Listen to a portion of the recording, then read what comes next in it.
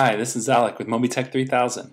Today I'm going to show you how to set the paper size for your scans to ensure that you get the results that you're expecting every time.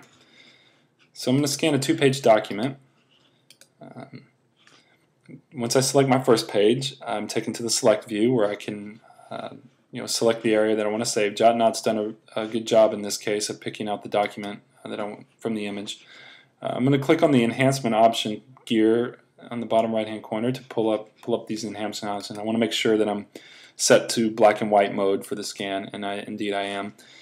What we're going to look at today is this control that you can access in the bottom left hand corner of the screen, and that's the the paper size controller. So if I click on that, you can see I have a number of options available to me in the paper size window. So it's sort of split into two areas, two groups. The top group is the page level controls, and then the bottom group is for document level paper size controls. So the idea here is that the controls in the bottom for the document, the default for the document, allow you to set what the paper size is going to be for the entire document. The controls in the top on the page allow you to override the paper size for a particular page. Now in this case we have JotNot, we have the default settings, which are there is no default for the document. Every page can be whatever, any size, and we have for the page we have it set to auto mode. So in this case what happens is JotNot will attempt to determine, based on what the area that you've selected of the image, what the best paper size is. So it's either going to select that it's letter, legal, A4, or what we have here, custom. If it doesn't fall into one of those three buckets, JotNot will just assume that it's a custom.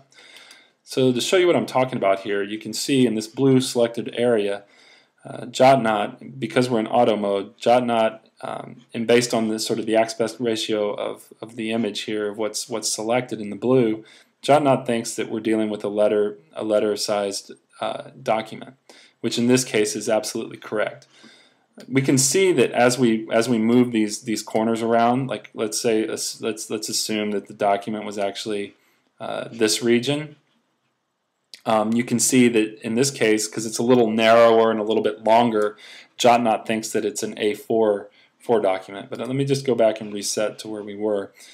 So I'm going to process this with JotNot's defaults, and then I'm going to add another page. And this page is a slightly different aspect ratio. It's not an 8.5 by 11, and actually it doesn't fall into any one of these buckets. It doesn't fall into a letter, legal, or A4. So JotNot in this case guesses that we're dealing with a custom size aspect ratio. Now when you have a custom, what JotNot will do is it'll just use the aspect ratio of the blue selection area when it goes to determine how to render this into the PDF file. So I'm going to go ahead and process that page, and I'm going to go back to the document and upload it to WebDAV, because I want you guys to be able to see the results of what happens when you mix and match a letter with a custom paper size in a PDF. So we're uploading. The progress indicator tells us that we're almost done. We get an indication that it's uploaded successfully. I'm going to come over here to iDisk and sync with iDisk. It pulls down the document, and we're done.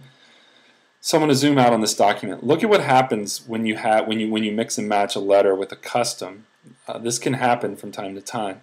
You get the first page, which we had set was 8.5 by 11, and the second page was custom. Because JotNot didn't know what the real size of the image was, it just assumed that it was the biggest that we can support, and then it puts it in at that aspect ratio. So what happens is when you mix and match, you can end up with pages that look sort of funny like this. It's very easy to get around this or ensure that this doesn't occur. I'm going to show you two ways to do that. Quickly, I'm going to just scan it again from the very beginning. What we can do is, if we know that we're dealing with 8.5 by 11 page documents, then we should just go ahead and pull up, after we've selected our first image, we should go ahead and set the default for the document at that time to the paper size that we want. In this case, we're going to choose 8.5 by 11 and process it. Now I'm going to add the second page.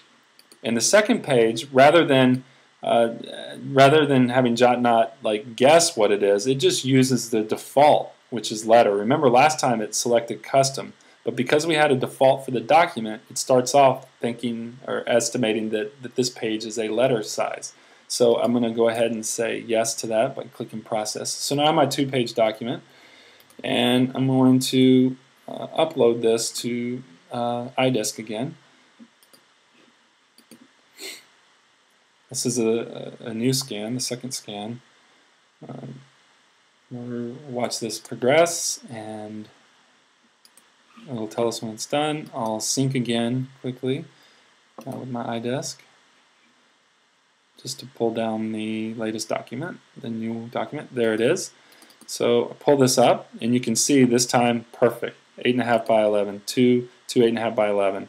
Now, one of the things you'll notice is, hey, look, this is a little bit squished looking or a little bit stretched. Well, that's because it wasn't actually an 8.5 by 11. It was a little bit closer to an A4 paper size.